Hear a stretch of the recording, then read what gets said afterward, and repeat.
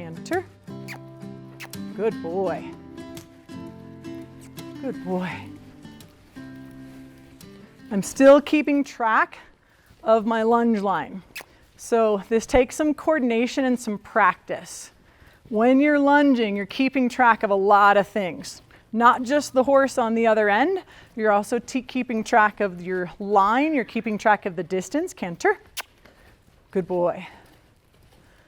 You're also going to notice, as far as a goal for lunging, is I'm not sitting here bothering the horse with a bunch of cues. I'm not constantly, yep, so look what happens, good boy. I added a lot of, it's called gas pedal. So when I over-cued the horse, and most of the horses here I've gotten training are at a sensitivity level where once I put them, canter, in motion, or I ask them to do something, my expectation is that they stay in motion.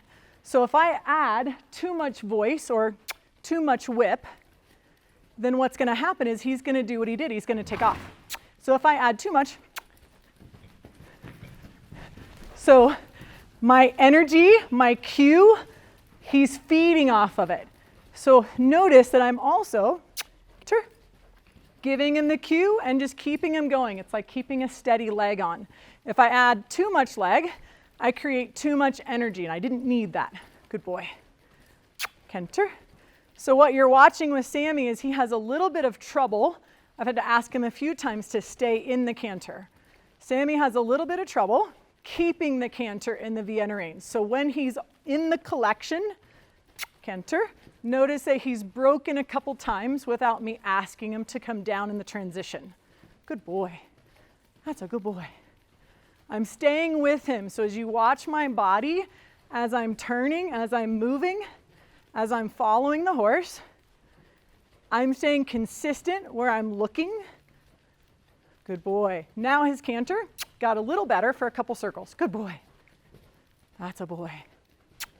So I'm going to ask him for a downward transition on my command. I don't want him to come down without my asking, because I don't want him to learn he can just break at the canter. Good boy. So even when I come down to the trot, I've given him the command to the trot. I don't need to add any unless he slows down. I definitely don't need to be overly aggressive with my body energy or my cue, because I don't need him to give me that much energy. Good boy. Good boy. Walk. We're going to change reins, so we're going to go the other direction. We've been tracking left to mostly set up our system.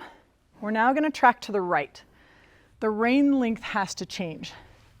If I'm on 6 on this side and 2 on the other, because I'm going to go the other direction tracking to the right, I need to switch my system. Now after watching Sammy, I feel like I can still shorten my line, shorten my reins. So instead of going all the way down to 2, I might keep it on 4.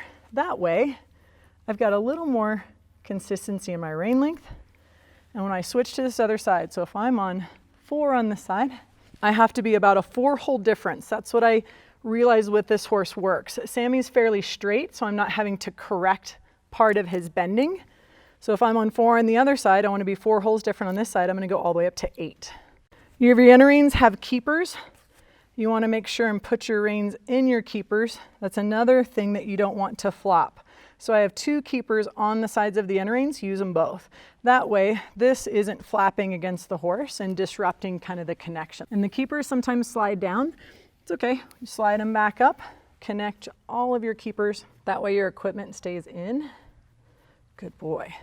And we're going to reverse direction. Now, in a Vienna Rein, to reverse direction, I need to get the horse's feet moving. You have a system in place that holds his head down, okay? So I want to make sure that he's comfortable in this system moving. And you can tell he's like, wait, I have bit pressure, I have rein tightness on my body, so I don't feel like I can move. And so at this point, I need to move back. There we go, good boy. Now he can walk freely forward in the system. But I want to make sure when I'm stopped and I'm changing direction, notice how I didn't just pick up my whip and go after the horse. I'm gradually moving him out for safety reasons to make sure my line is good, to make sure that his collection is good. Good boy. Up. One thing you might be noticing in the cues that I give him are I'm consistent with my noises. That's something you can train in your groundwork, in your rope halter work, which we're going to do. But when I'm consistently cueing the horse, I use a shushing or a for my walking. I'm going to pick up my whip as I keep my eye on my horse, but keep it low. I don't need to cue him yet to go faster. Sometimes you can say the word trot, or sometimes you might hear a little bit of a click. Some horses need a little more cue and you'd raise your whip. Some horses definitely don't need a whip and you can just use your body language and your energy and your intention, but your vocals are still important because what you're training your horse to do is you want to use the same cues once you get on his back. So when I go to get on him and ride him, I've already established on the ground my vocal commands, my body positioning and where I'm asking him to move his body. That's already been established before I even get on the horse. Then you can do the cues like canter. Good boy. That took one kiss, one word. Good. I might add a kiss if I feel like he's too slow. You can also add a little bit of energy in the walk step and in following the horse around the lunge line. Good boy. Good boy. You're going to notice this system, the reins aren't flopping as much, there's more connection. He's on the bit, he's at the vertical, he's got better balance. Good boy. And as he comes around the circle, you can see a little slight bend to the right, because we're tracking to the right. He's staying very balanced on the circle, canter, because I'm staying balanced. Look what happens if I don't stay with him. I left him, and so he stopped moving. Trot. If I get too far in front of him on my circle, okay, he might try to outrun me. If I get too far in front of my horse on my circle, they are trained that they should slow down or stop. So when you're watching the lunging, part of what you have to master before you even put Vienna Reins on, trot, is your groundwork, your round pin work, and that relationship, and then really training your body. So years and years of lunging practice, my body is pretty much centered right at his barrel, right about the saddle pad area. I adjust it a little depending on what I want the horse to do, whether it's move his shoulder or move his hind end. But for the most part, I'm with him. But if I change my position, look how he either stops or does something different because he's trained to do this position. Once I stop with the Vienna Reins, one of the first things I'm going to do is I'm going to take my system off on my reins first. It's going in reverse of the direction that we put it on. So it doesn't matter if you unbuckle the left rein or the right rein, but the fact that I'm just taking the reins off first is the most important piece. The other piece is putting it over his neck so it's not just sitting on the ground. Because imagine if the horse decided to get spooked. These are 1,000 and 2,000 pound opinionated flight animals. They do worry sometimes. And so if he were to lunge forward or get spooked sideways, step on my rein and half my system is connected, he's probably going to break a part of the system and maybe injure himself in the process. Okay? So I'm going to swing that line, that rein over his neck. Same thing when I come to this side. Take your buckle out of your right rein, slide it through the bit. We're going to put it over his neck.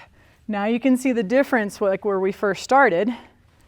When we put the Vienna Reins on, this is about where the horse's head was. So when I'm talking about being on the vertical or I'm talking about collection, what we're looking at now is from his ears to his nose. A natural way that a horse holds their head is a little bit above the vertical, okay? And so when we then created the system to be able to work a horse to teach them about bit pressure, we teach them about bending, and we also teach them about how to carry their head more on the vertical, which is what you saw when we had him in the Vienna Reins, where his nose and his mouth were in alignment. The last piece I'm going to take off of my system is my bottom buckle. Once I get that off, I'm safely out of my system and I've got my Vienna Reins. I've seen people make mistakes before. They like to put their Vienna Reins on in the cross ties.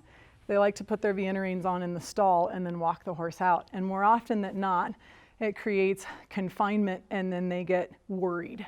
And so what you've noticed is we've properly warmed our horse up on our lunge line. We put our Vienna Reins on, and almost as a reward, he now gets to come off of the Vienna Reins whenever we're finished, and he gets to walk and be untacked and cool out. You're such a good example. So we've worked at least 2 years.